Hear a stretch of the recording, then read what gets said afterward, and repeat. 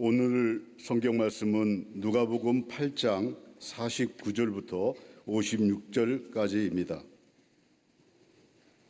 아직 말씀하실 때 회당장이 집에서 사람이 와서 말하되 당신이 딸이 죽었나이다.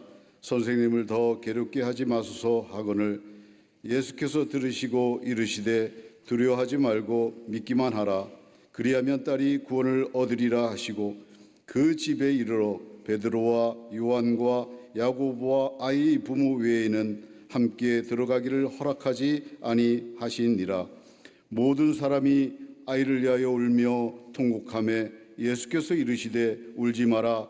죽은 것이 아니라 잔다 하시니 그들이 그 죽은 것을 아는 고로 비웃더라. 예수께서 아이의 손을 잡고 불러 이르시되 아이야 일어나라 하시니 그 영이 돌아와 아이가 곧 일어나거늘 예수께서 먹을 것을 주라 명하시니 그 부모가 놀라는지라. 예수께서 경고하사 이 일을 아무에게도 말하지 말라 하시니라. 아멘.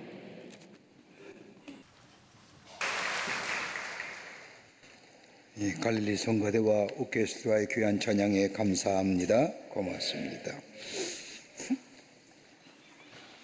우리가 흔히 하는 말 가운데 착각은 자유란 말 가끔 합니다. 또 어떤 사람은 착각도 유분수지 좀 강조해서 이야기하는 분들도 계십니다. 이 말의 의미는 생각하되 자기 위주로 생각한다는 말일 겁니다. 구체적으로 예를 들면 아마 이럴 것이 아닐까 생각이 됩니다. 남자들 가운데 흔히들 갖는 착각입니다. 여자들이 쳐다보면 자기한테 호감이 있는 줄을 생각한다는 겁니다. 그러면서 나 정도는 괜찮다, 나한테 관심이 있나 보다라고 생각한다는 겁니다. 근데 실상은 그냥 본 것뿐인데 이런 걸 가지고 착각도 유분수지라고 말한다는 겁니다. 남자들만 착각하는 것 아닙니다. 여자들도 착각하며 삽니다. 남자가 먼저 말 걸모으면 자기한테 관심이 있는 줄을 생각합니다. 또 남자가 자기와 같은 방향으로 걸어가면 관심이 있어서 따라오는 줄을 압니다. 아니라는 겁니다. 방향이 같을 뿐입니다. 학교 다니는 학생들도 착각하며 산다는 겁니다. 내 정도면 유명대학에 갈 것이라고 생각하는데 앞사람 등 뒤에 숨어서 잘 때 선생님이 안 보이면 선생님도 자기를 안 보는 줄 안다는 것, 이거 착각이라는 겁니다. 엄마도 착각하며 산다는 겁니다. 우리 애는 정말 착한데 친구 잘못 만나서 삐뚤어진 줄을 안다는 겁니다. 아닙니다. 당신의 아이가 나쁜 겁니다. 그런데 우리들에게도 착각이 있습니다. 오늘 이야기를 들으면서 나는 아니다 라고 착각한다는 겁니다. 웃지 않으면 간두고요. 오늘 우리도 삶도 마찬가지 아닐까요? 겉으로는 희망이 있는 것처럼 얘기하지만 마치 무엇이 된 것처럼 얘기하지만 우리 내면의 깊은 자리에는 절망의 어두운 그림자가 짙게 드리고 있음을 봅니다. 겉으로는 좋은 것 같고 겉으로는 행복한 것 같지만 우리 내면 안에는 남에게 말 못할 어둠과 절망이라고 하는 것으로 가득 차며 살아가는 우리들의 모습을 보게 됩니다. 문제는 절망이라는 것, 절망으로 끝나는 것이 아니라 이 절망은 상승장을 일으켜 두려움인 것으로 우리의 삶 속에 나타난다는 겁니다. 절망은 감정이라고 한다면 두려움은 현상입니다. 경쟁의 시대에 뒤떨어져서 자신의 무능함을 절감하며 절망하는 삶, 경제적인 부를 원하지만 마음대로 되지 않고 그대로 주저앉은 우리들의 삶의 모습들, 새로운 앞날에 대한 희망과 비전보다는 삶의 무기력함으로 깊은 낭떠러지에 떨어져 버린 우리의 삶의 내면적인 모습들, 진정 우리의 삶의 여건과 환경 속에서 필요한 것이 무엇일까요? 우리에게 절실하게 필요한 것이 있다고 한다면 단순한 마술과 같은 기적이 아니라 새로운 치유와 회복의 역사가 우리 가운데 일어나야 하는데 단순한 기적이 아니라 생명의 기적이 우리에게 필요하는데, 이것은 경제적인 것이나 정치적인 것이나 그 밖에 환경과 여건이 우리들에게 새로운 생명의 소생을 주는 것이 아니라 예수의 음성을 듣게 될 때에, 주의 음성을 듣게 될 때에 우리 안에 새로운 회복과 기적과 치유의 역사를 경험하게 됩니다. 이 영적인 생명은 다른 것에서 얻어지는 것이 아닙니다. 예수님과 나와의 깊은 관계가 있게 될 때에 비로소 우리의 삶에 영적인 생명력이 넘쳐날 뿐만 아니라 이 영적인 생명의 풍성함이 우리의 육신과 마음을 강건하게 할 뿐만 아니라 더 나아가 우리의 삶의 새로운 기적을 경험케 합니다. 이 영적 생명은 다른 것이 아니라 예수 그리스도를 믿는 믿음 안에서 우리 가운데 얻어지게 됩니다. 오늘 본문의 말씀은 성경에 나타난 예수님의 기적과 치유의 사건 가운데 하나입니다. 예수님은 복음서의 말씀을 보면 공생이간에 많은 기적과 이적을 베푸셨는데, 오늘 이 본문에 나타난 이적과 기적의 말씀은 그냥 단순히 치유의 사건, 누구의 병을 고쳐주셨다라고 하는 사건을 말하기에는 너무나 깊은 영적인 의미가 담겨져 있습니다. 예수님의 사역 가운데 가장 많은 치유와 기적을 베푸는 것이 가버나움 땅입니다. 오늘 본문의 말씀도 가버나움에 일어난 기적과 이적의 사건입니다. 12살 난 딸, 하나밖에 없는 외동딸이 병에 걸려 죽어갑니다. 딸의 아버지인 외아이루라고 하는 사람이 딸의 병을 고치려고 백방으로 수고하였지만 아무런 효험이 없었습니다. 그런데 이 아이루의 귀에 예수님에 관한 소문이 들어옵니다. 예수님께서 장님의 눈을 뜨게 하셨고 문둥병자를 깨끗게 하시고 앉은 병자를 일으키셨다. 직접 보지는 못하였지만 이 소문을 들은 야이로 예수님께 나아가기만 하면 내 딸의 병을 고칠 수 있다고 하는 이 단순한 믿음을 가지고 예수님 앞에 찾아 나와 예수님, 내 딸의 병을 고쳐주십시오라고 간청합니다. 이러한 요청을 받은 예수님께서는 아무런 말씀도 하지 아니하시고 가자라고 말씀하시며 이 야이로와 함께 야이로의 집에 길을 떠나십니다. 근데 오늘 본문의 말씀을 보면, 전반부의 말씀을 보면 야이로의 집으로 가던 중에 노상에서 한 가지 사건이 일어납니다. 12해 동안 혈류병으로 고생하던 여인이 나타나 예수님의 옷자락을 붙듦으로써 병이 낫게 되는 이 일로 인하여 야이로의 집으로 가던 발걸음이 늦어지게 됩니다. 시간이 조금 지체된 뒤에지만 예수님께서 이 야이로와 함께 야이로의 집으로 가던 중에 야이로의 집으로부터 사람이 와 길을 멈추게 하고 주인 야이로에게 전갈 하나를 전합니다. 당신 딸이 죽었습니다. 그러니 예수님께서 집에 오실 필요가 없습니다라고 하는 전갈입니다. 길을 가던 중이었습니다. 예수님께서 자기 집에 도착하기도 전에 딸이 죽어버린 겁니다. 이젠 어찌해야 할지 모릅니다. 가자니 끝입니다. 이미 자신의 외동딸은 죽고 말았습니다. 인간적인 마음으로 생각한다면 조금만 일찍 갔었더라면 내 딸이 죽지 않았을 터인데, 중간에 웬 여자가 끼어들어 예수님의 발걸음을 지체케 하였으니 그 여자에 대한 원망과 증오, 유감이 있을 터인데, 한마디로 가자니 그렇고 안 가자니 그렇고 참으로 답답하게 그지없을 그때에 예수님께서 야이로의 심정을 아시고 두려워 말고 믿기만 하라라고 말씀하시며 발걸음을 재촉하시어 회당장 야이로 집에 도착하여 어린 소년을 보고 말씀하시면서 잔다. 그리고 그 어린 소녀의 손을 잡고 달리타구음하고 일으켜 세우니, 소녀야 내가 내게 말하노니 일어나라라고 명하여 그녀의 그 12살 난 소녀의 손을 잡고 일으키니 그녀가 새롭게 태어나고 일어났다는 것이 오늘 본문의 말씀의 내용입니다. 우리의 삶 참으로 캄캄하고 어둡습니다. 도무지 미래에 소망이 없는 것처럼 보입니다. 그러나 우리에게 정작 필요한 것이 있다고 한다면 절망과 어둠으로 신음하는 우리의 자리가 아니라 새로운 회복과 치유와 기적의 역사가 우리 안에 있어 새로운 생명의 솟게 됨의 역사가 우리 안에 있어야 진정 사는 삶인데, 어떻게 살 수 있을까요? 어떻게 우리 안에 회복과 치유의 역사를 경험할 수 있을까요? 오늘 본문의 말씀은 오늘 이 시대를 살고 우리에게 귀한 영적 교훈과 더불어 도전의 말씀을 해주시고 계십니다. 함께 말씀을 나누며 은혜 받기를 원합니다.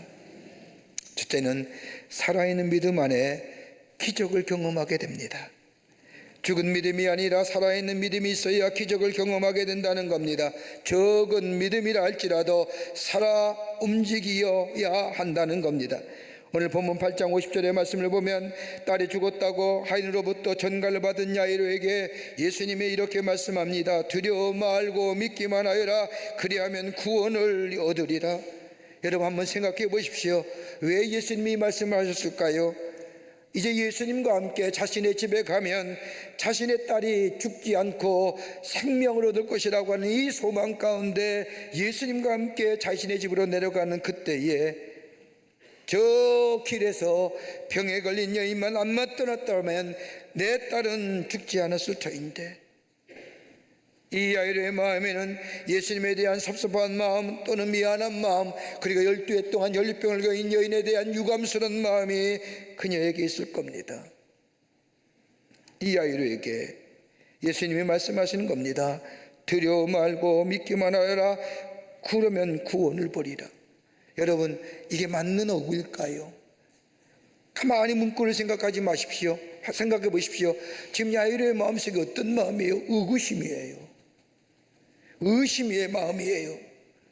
의심과 더불어서 의심이 증폭되면 두려운 마음이 이 야이로의 마음이 있는데, 예수님의 정작 야이로의 마음을 꿰뚫어 보시고 얘기하신다면, 야, 의심하지 말고 믿어라. 그러면 구원을 보리라. 이렇게 얘기해야 될 터인데, 오늘 여기 말씀에 보면 두려워하지 말고 믿어라. 그러면 구원을 보리라라고 하는.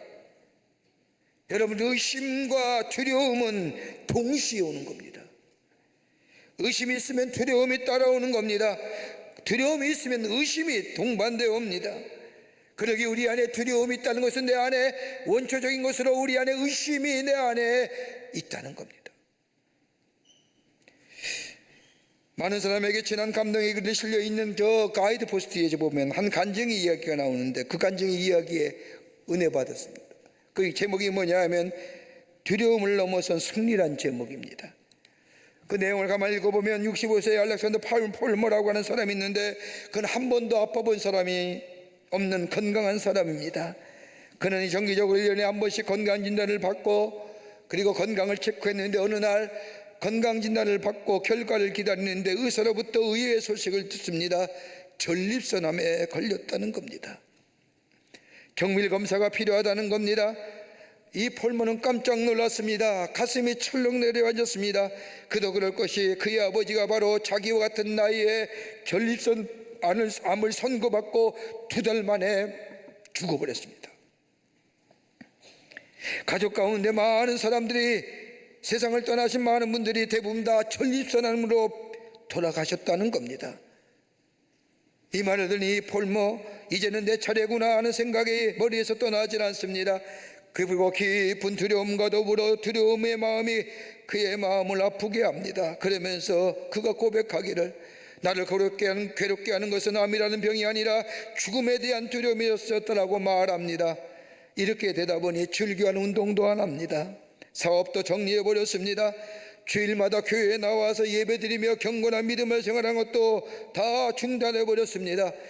하루는 동생이 찾아와 위로하며 묻습니다. 형님은 나보다 믿음이 훨씬 좋은 줄 알았는데 어찌하여 이 어려운 때에 교회에 나가질 않습니까? 라고 묻자 이 형은 그건 병에 걸리기 전의 이야기지라고 하며 말끝을 드립니다. 그리고 교회에 나가지 않습니다. 경건의 생활, 기도의 생활도 하지 않습니다. 두려움이 지나친 나머지 마음의 질병인 우울증까지 생기게 됩니다. 이러한 폴머를 향하여 의사 선생님이 만사를 긍정적으로 생각하고 긍정적인 태도를 가져야 합니다. 그래야 병을 이길 수 있습니다. 고칠 수 있습니다 라고 말하지만, 이런 의사 선생님이 이야기를 들으려고 하지 않습니다. 주변의 친구들이 와서 이야기합니다. 야, 어차피 인간이라 한 번은 죽는 것 아니냐, 그러니 힘을 내봐라 라고 말합니다. 그러나 친구들의 충고와 위로 또한 자신의 마음에 받아들이기가 쉽지 않습니다. 그러던 어느 날 갑자기 이 폴머의 마음속에 하나님 앞에 엎드려 기도해야게 보고 싶다는 마음이 생겨 하나님 앞에 새로운 마음을 가지고 기도하기 시작을 합니다. 하나님, 사람이 났다가 한 번 가는 것은 당신의 말씀처럼 당연한 일인 줄 압니다. 그러나 지금 내 마음이 몹시 두렵습니다. 이 두려움이 없이 하여 주십시오. 나의 이 무서운 두려움 자체를 하나님께서 가져가 주십시오.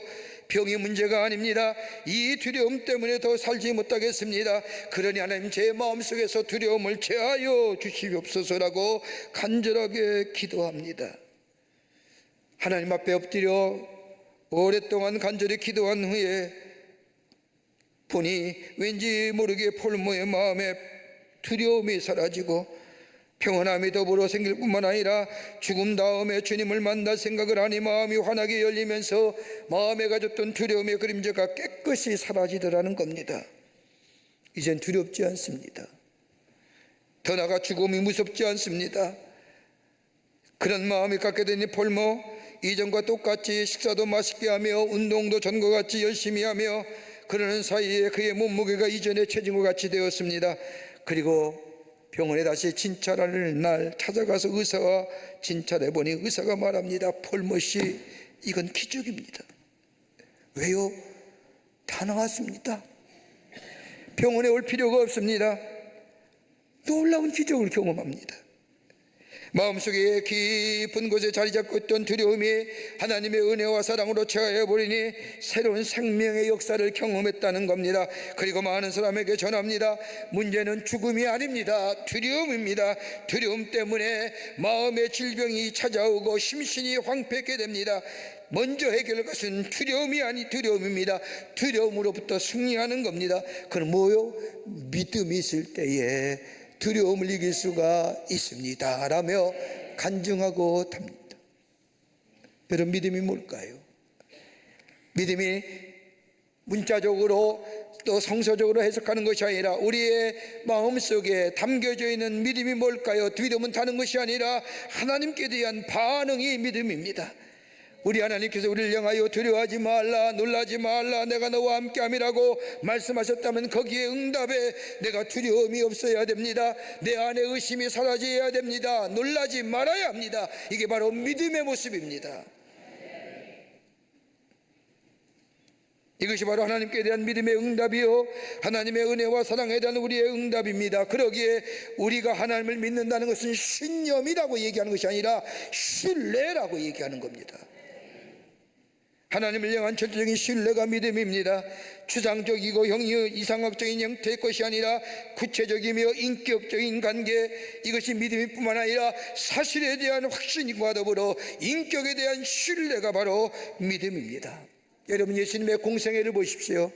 예수님의 공생애 가운데 제자들과 함께 다니면서 예수님을 한 번도 제자들을 향하여 책망하신 적이 없습니다. 그런데 딱 한 가지 사실에 대하여 예수님은 책망하십니다. 뭐에 관하여? 믿음에 관하여 얘기합니다. 왜 믿음이 없느냐? 믿음이 적은 자요. 그러나 적은 믿음이라도 그 믿음을 가지고 있으면 우리 예수님은 기뻐하시면서 내 믿음이 크도다라고 칭찬하십니다. 여러분, 백부장의 믿음 보십시오. 자신의 하인의 병이 들었습니다. 예수님께 나와 내 하인의 병을 고쳐주십시오. 그자 예수님이 백부장을 향하여 그래, 너희 집에 가자, 내가 고쳐주리라고 말씀하시자 이 백부장이 예수님께 말합니다. 아닙니다. 내 집에 오심을 내가 감당치 못하겠습니다. 말씀만 하세요. 그럼 내가 내 하인의 병이 나을 겁니다. 이 말을 들은 예수님이 감동하시지 않습니까? 야, 내 믿음이 크도다. 내가 이스라엘 중에서 이만한 믿음을 만나보지 못했느니라.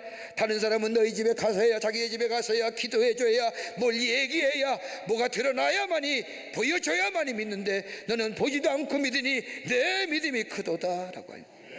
원문을 보면 메가톤급 믿음이라. 여러분, 오늘 본문의 말씀을 보십시오.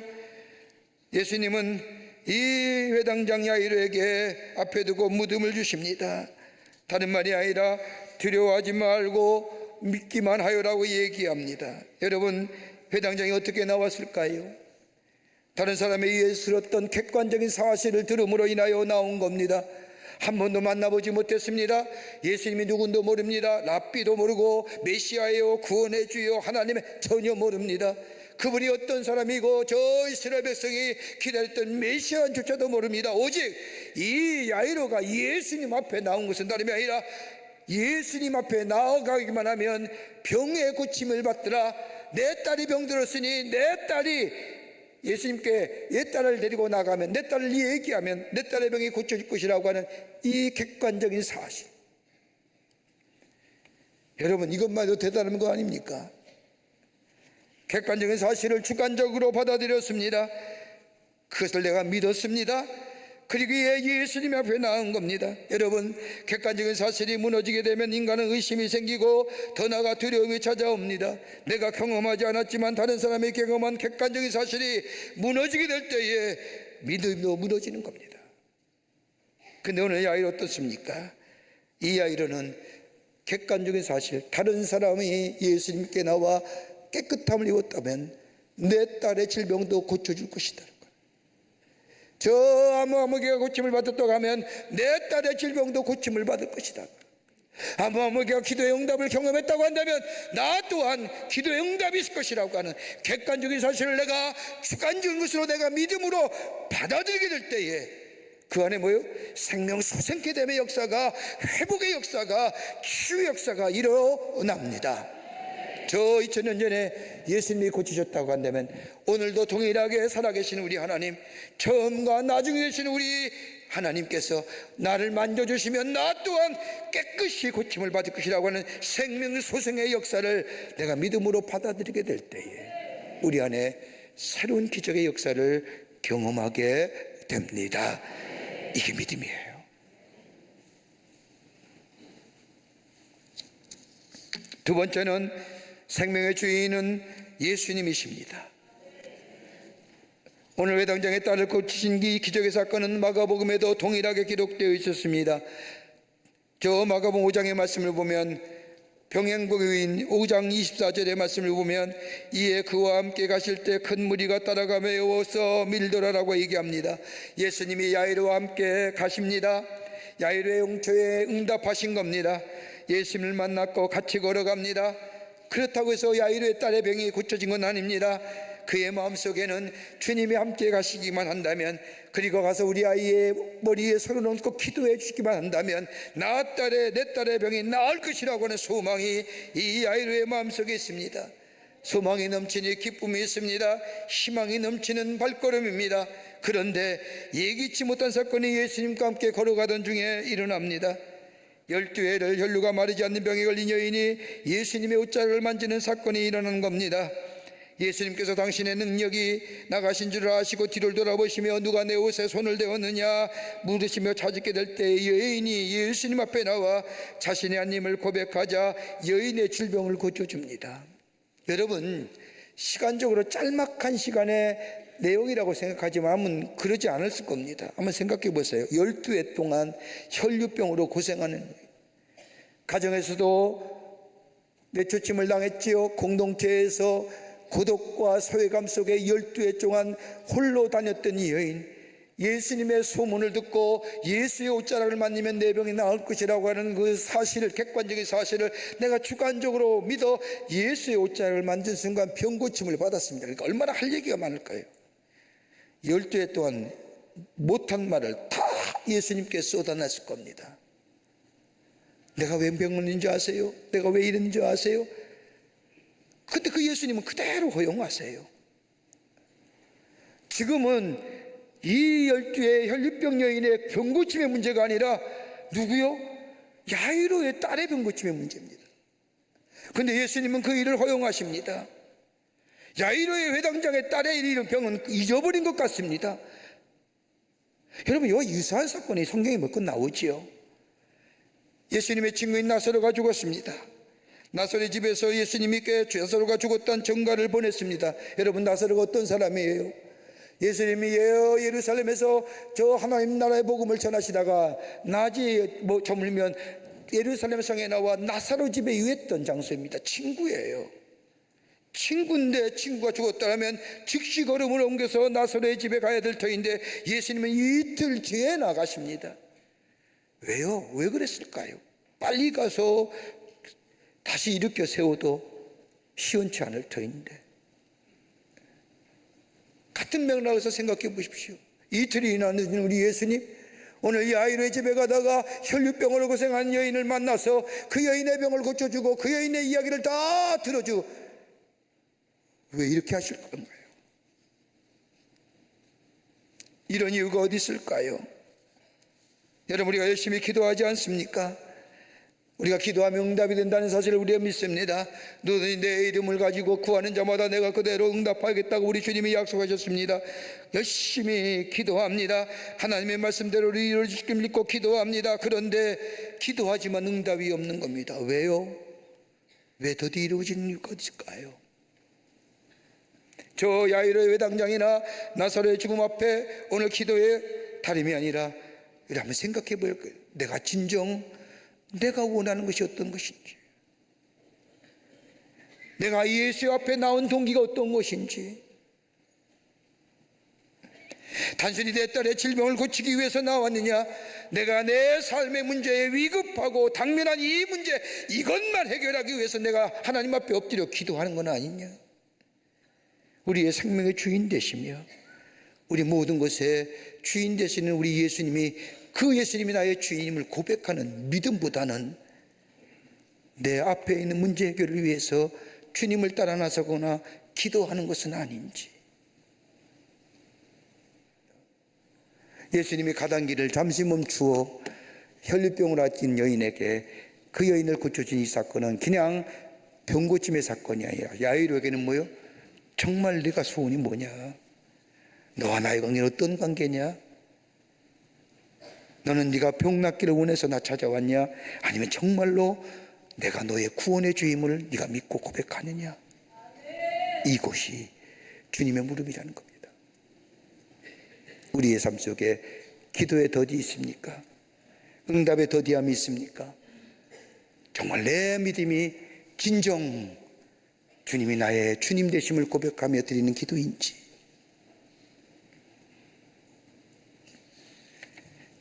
생명의 근원 우리 예수님이 되십니다.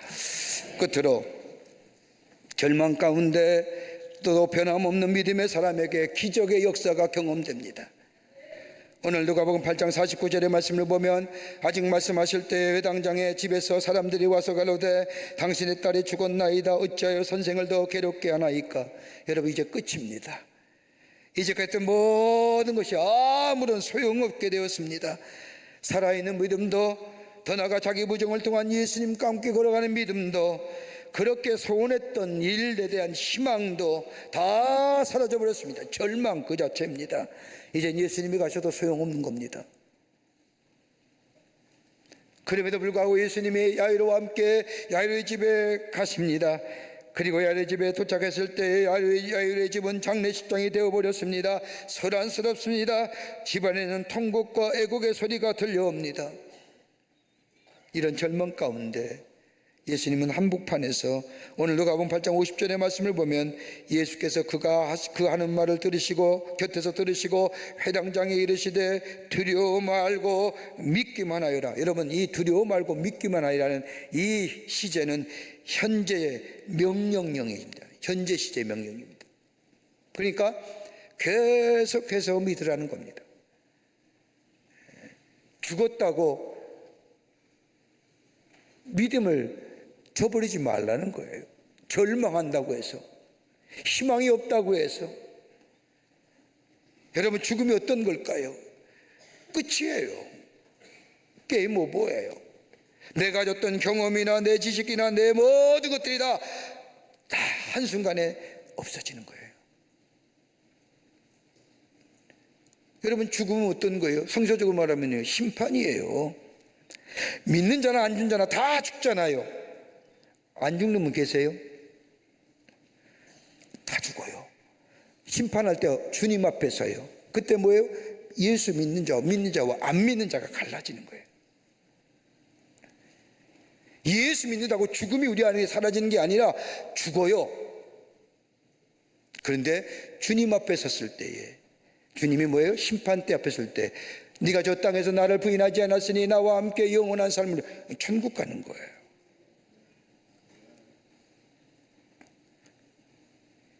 그래, 죽으면 절망이에요. 인간의 관점으로 보면 끝이에요. 지식의 한계예요. 경험의 한계예요. 딸이 죽었어요. 인간의 능력은 여기까지예요. 그런데 우리 주님은 오늘 여기 말씀에 두려워하지 말고 계속해서 믿으라 얘기하며 뭐라고 얘기하십니까? 잔다라고 얘기합니다. 잔다는 게 뭘까요? 다시 일어날 것이다 라고 하는 겁니다. 변함없는 믿음입니다. 여러분, 생명은 하나님께 있습니다.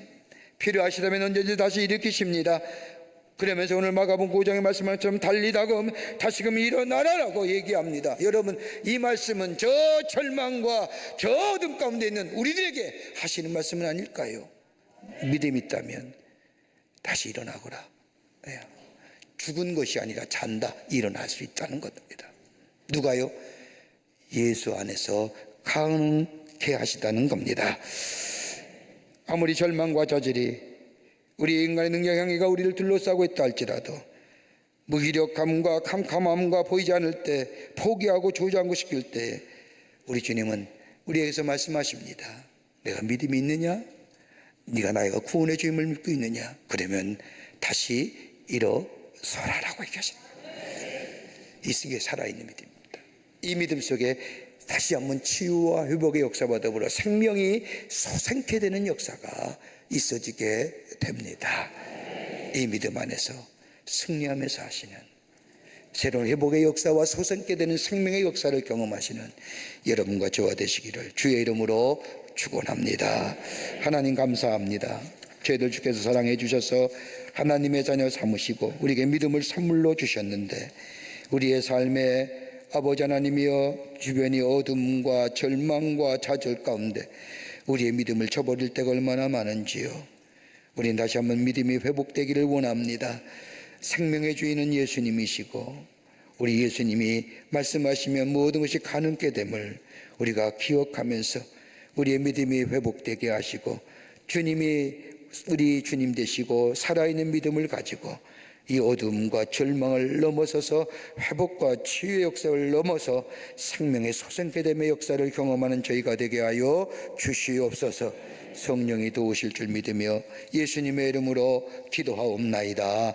아멘. 지금은 우리 주 예수 그리스도의 크신 은혜와 하나님 아버지의 형용할 수 없는 사랑하심과 성령님의 내재하심과 임재하심과 인도하심이 거룩한 주의 날 주의 전에 올라와 마음과 정성을 모아 하나님 앞에 예배하며 주신 귀한 말씀 마음에 새기고 믿음 안에서 살아 새로운 생명의 역사를 경험하며 하나님의 살아계심을 증거하는 삶으로 살기로 결단하고 저 세상을 향하여 나아가는 우리 모든 사랑하는 광림의 권속들과 영상을 통하 이 예배에 참여한 모든 이들 위해 주께서 지금으로부터 영원토록 함께 하시기를 간절히 축원하옵나이다.